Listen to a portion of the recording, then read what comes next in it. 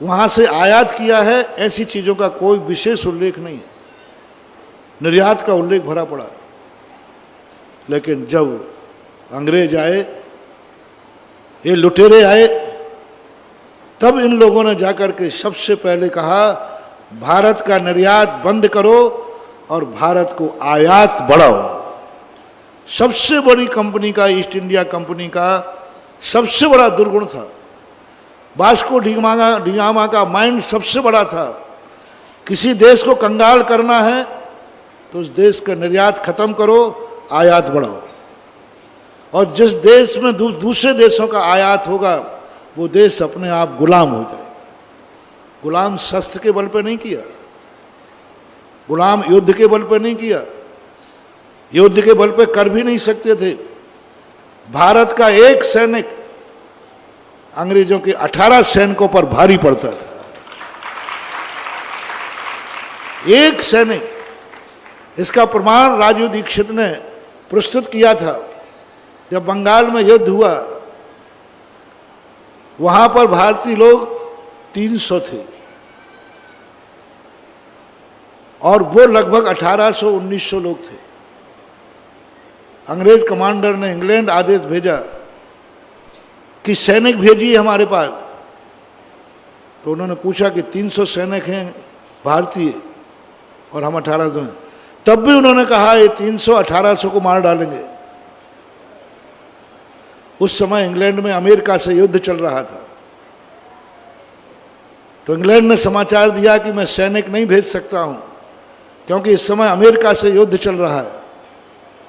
इसलिए इसकी एक नीति अपनाओ, वहां का जो गद्दी पर बैठने वाला है वो भारत माँ का पूत नहीं था, भारत माता को पैर की जूती समझने वाला शासक बैठा था, भोग्य समझने वाला बैठा था। उसके अंदर की महत्वाकांक्षा समझो क्या है, क्या कर सकता है, उसको अपने कब्जे में ले लो। एक छोटी सी घटना, एक व्यक्ति ने मात तुम्हारी क्या इच्छा है? मैंने मैं बंगाल का नवाब बनना चाहता हूं। सेनापति था वो, बंगाल का नवाब बनना चाहता हूं। इंग्लैंड ने फरमान आया, ठीक है तुम मेरे अनुसार चलो, मैं तुम्हें नवाब बना दूंगा, लिखित में दे दिया। जब मेरे 1800 सैनिक वार करें, आप 300 सैनिकों को आदेश मत देना। 1800 सैनिकों ने 300 सैनिकों को बिछा दिया, मार डाला, मार डाला। और वहां से शुरू हुई हमारे देश की गुलामियत, वहां से शुरू हुए हम बर्बाद होना। और ऐसा बर्बाद किया कि अब ईस्ट इंडिया कंपनी ने कहा आयात बना, ऐसे नए प्रोडक्शन। कर्जा लिया था इंग्लैंड ने, इंग्लैंड ने भारत को ईस्ट इंडिया कंपनी करने में पूरे खजाने खाली कर दिए थे। नई मशीनें, नया प्रोडक्शन, सस्ता। भारत में जो भी माल मिलता है, हर माल ईस्ट इंडिया कंपनी का सस्ता मिलना चाहिए। इतना सस्ता कि भारतीय लोग अपने आप में मजबूर हो जाएं, वो बेच ही नहीं सके। वर्षों तक भारत ने बहुत घाटे सहन किए क्योंकि सामने कंपटीशन था।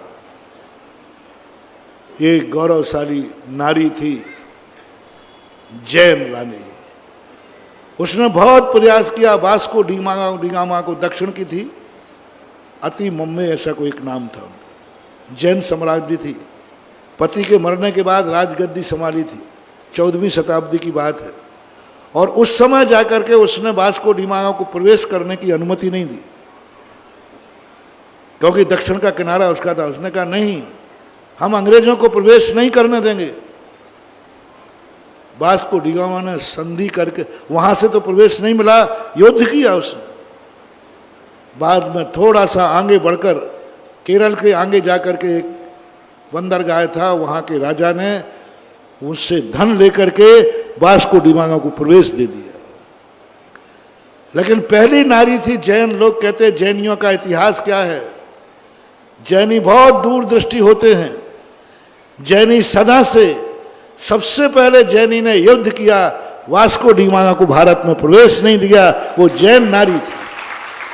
आज भी इतिहास में वो जैन नारी का नाम है, आज भी वो कोर्स में चलती है, आज भी इतिहास में वो है कि किसी ने सबसे पहले, और उसने घोषणा की थी भारत को कि अंग्रेज का एक व्यक्ति भी प्रवेश कर गया वो सारे भारत को खत्म कर देगा। लेकिन उसकी बात नहीं सुनी गई, परिणाम हमारे सबके सामने। और सबसे ज्यादा कुठाराघात हुआ जैनियों के ऊपर। और जैन धर्म धीरे धीरे 800 साल तक कोई दिगंबर मुनि बाजार में नहीं निकल सका, कोई दिगंबरा नहीं हो सका। मुगलों ने रोका, अंग्रेजों ने और ज़्यादा उन्होंने उसको वो दिया, और सबसे ज़्यादा अंग्रेजों ने जैनियों को लूटा, क्योंकि जैनी समृद्ध थे। और जैनियों की सबसे बड़ी कमी थी कि वे जैनियों के नगर सेठ को बहुत बड़ा ओहदा दे देते थे, सनराइज की उपाधि, सर सेठ की उपाधि, बहुत सारी उपाधियां दे देते थे, उसको अपना खजांची बना देते थे और जैनियों के खजाने खाली कर देते थे। बहुत बड़ी नीति थी, उसको खजांची बना देंगे, उनसे कहेंगे तुम अपना जैनियों का धन लाओ, इतना % तुम्हारा, इतना हमारा। और सारे जैनियों का इतिहास, जितने जितने जैनी थे, जैनी को आज तक कोई लूट नहीं पाया। जैनी को लूटा है तो किसी जैनी ने लूटा है, और जैनी के मुखिया को लूट करके अपने बस में करके उसको ओहदा देते, खजांची। अंग्रेजों के खजांची रहे हैं जैनी, और उन खजाने भरते थे जैनी लोग पद के लोभ में। और आज जैनियों के लिए क्या स्थिति बनी, दूसरा प्रसंग आज, इसलिए ये सारा इतिहास बताना पड़ रहा है कि आज जो स्वतंत्रता दिवस है, ये सबसे खुशी का जैनियों का दिवस है। ये जैनी को ये स्वतंत्र हुए कैसे? ये सत्य अहिंसा के बल पर नहीं हुए। सत्य अहिंसा तो इनके दिमाग में थी। इसमें 2 व्यक्ति सामने आए, गांधी जी मोहरा बने। गांधी जी हमारे यहाँ मोहरा बने, निमित्त बने, मुखिया बने, इनके पीछे करंट था। गांधी जी प्रकाश बने, हैलोजन बने, इनके पीछे करंट कौन था? कौन करंट था? पहला करंट था सुभाष चंद्र बोस। सुभाष चंद्र बोस के आतंक से घबराए थे ये, गांधी जी की लाठी से नहीं घबराए थे। सुभाष चंद्र बोस ने जो आतंक मचाया, तुम मुझे खून दो मैं तुम्हें आज़ादी दूंगा, उसके कारण से घबरा गए। लेकिन वो नीति है ना, जब कोई व्यक्ति हमें परेशान करता है और कोई कहे कि देखो आप यहाँ जोड़, इसके कहने पे तो नहीं छोड़ूंगा, हाँ इसको छोड़ दूंगा। सुभाष चंद्र बोस को तो नहीं करूंगा, गांधी जी को कर दूंगा, क्योंकि गांधी एक समन्वयवादी थे।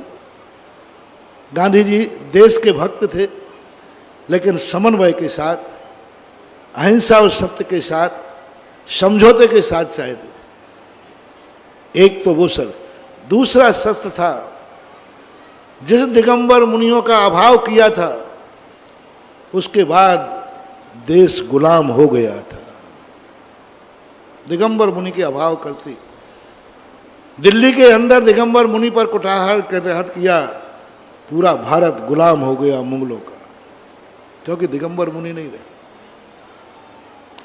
और 800 साल तक दिगंबर मुनियों को नहीं रहने दिया, दिगंबर मुनि नहीं थे, इसलिए देश गुलाम बना रहा।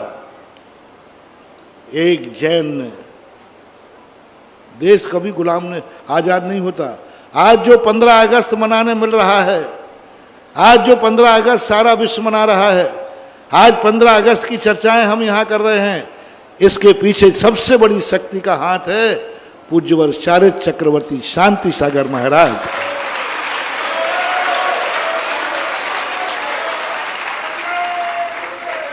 आजादी का कोई चांस नहीं थे, कोई चांस नहीं थे अंग्रेजों का ऐसा।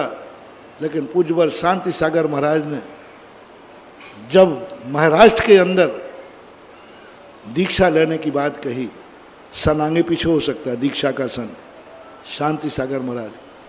देश गुलाम नहीं हुआ, आज़ाद नहीं हुआ था। लगभग ये बात होगी 1925 के लगभग आगे, 25, 27, 28। 1932 में तो जयपुर में चतुर्मास हुआ। 7 साल तक वो रहे, 7 और 2 9 साल कम कर दो 32 में से, 9 साल कम करो, 23 लगभग, 23-32 के लगभग उनकी दीक्षा हुई। 1925 दीक्षा की स्टेज से देखो क्या नंगराग। उनके गुरु भट्टारक थे और भट्टारकों को दीक्षा दी जाती थी तो कपड़ा बंद करके वो कपड़े उतार देते थे।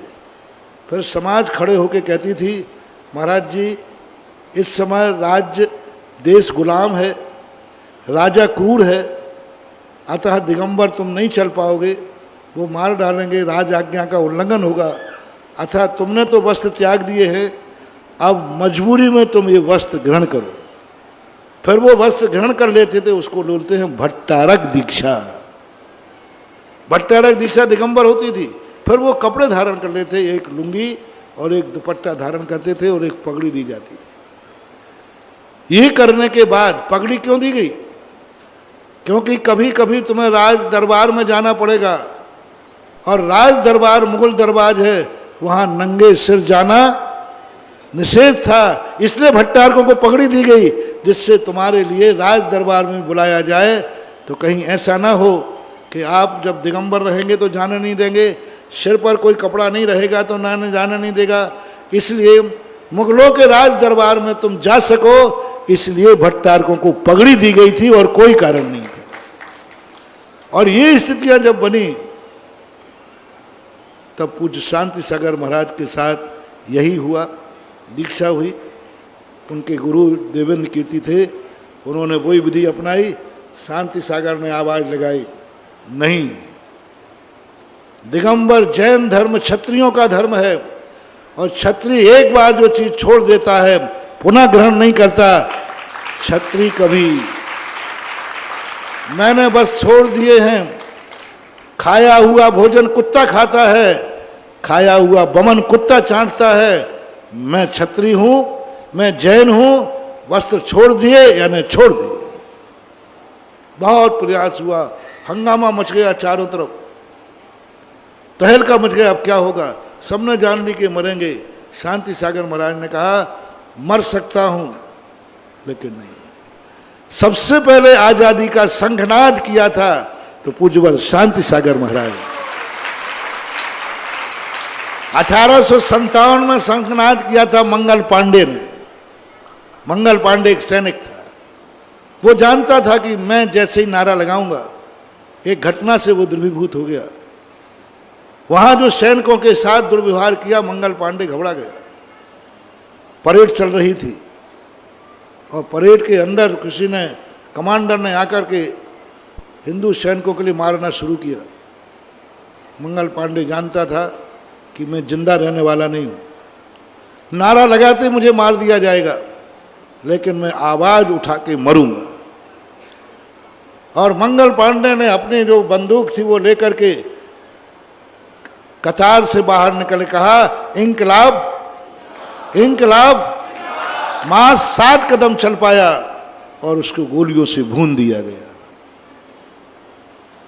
सवाल ये नहीं है कि वो विफल हो गया, सवाल ये है कि आवाज उठाने की हिम्मत रखी।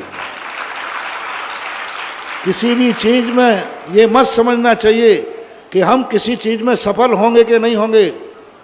फैसला यह है कि आवाज उठाने की हिम्मत है कि नहीं है। मंगल पांडे निश्चित समझता था, लेकिन ने कहा मैं आवाज उठा के रहूंगा। उसकी एक आवाज ने 7 कदम पर वो 7 बार इंकलाब जिंदाबाद बोल गया। उसकी एक आवाज ने बीच का काम किया। भली 100 साल लगे, लेकिन आखिर देश आजाद हो गया। यही पूज्यवर शांति सागर महाराज ने कहा, नहीं, बोले साहब राज सरकार है, हम गुलाम हैं। बोले दुनिया गुलाम हो सकती है, दिगंबर जैन मुनि किसी का गुलाम नहीं होता है। दिगंबर जैन मुनि को सिकंदर नहीं झुका पाया तो ये क्या झुका पाएंगे। सिकंदर जो यूनानी बहुत बड़ा शासक था, क्रूर था, उनके गुरु ने कहा था, क्योंकि यूनान के जो गुरु थे सिकंदर के, वो बहुत समझाते सिकंदर को, महत्वाकांक्षी था। 35 साल के लगभग उम्र में सिकंदर की मौत हो गई। अब समझ लो 35 साल की उम्र में लगभग में उसने कितना बड़ा साम्राज्य किया, कितना बड़ा उसने, सिकंदर ने कितना अपना वैभव फैलाया। तो उनके गुरु ने कहा, अब कहाँ जा रहे हो? बोले भारत जीतने जा रहा हूँ। बोले मेरे लिए एक चीज़ लाओगे? बोले बोलिए गुरुदेव। भारत से जब लौटो वहाँ एक दिगंबर साधु मिलेंगे, उनको लेकर के आना। बोले ले आऊँगा। जब भारत जीत करके जाने की बात आई तो मंत्री से बोलता है, यूकेलिप्टस कोई ऐसा नाम था, जाओ किसी मुनि के लिए खोजो, कहीं जैन मुनि कहाँ है। एक जंगल में बैठे हुए, मठ में बैठे हुए कल्याण मुनि के पास गया। बोले है, कुछ भी शब्द बोला उसने, मेरे सम्राट राजा ने बुलाया, विश्व विजेता। तो महाराज ने कहा कि हाँ, भिखारियों के दरवाजे सम्राट नहीं जाता है। सिकंदर को भिखारी कह दिया, जो दूसरों की संपत्ति पर सुख भोगता है वह भिखारी है। ये मैं वो सम्राट हूं जो मैं अपनी खुद की संपत्ति पर राज्य करता हूं, मैं सम्राट। जब सिकंदर के पास गया तो सिकंदर कहा, मैं खुद चलता हूं। और सिकंदर ने तलवार दिखा ली। तुझे मौत का डर नहीं है सिकंदर की तलवार से? तो महाराज कहते हैं, कुत्ते कुत्ते को डराते हैं, कुत्ते शेर को नहीं डरा सकते।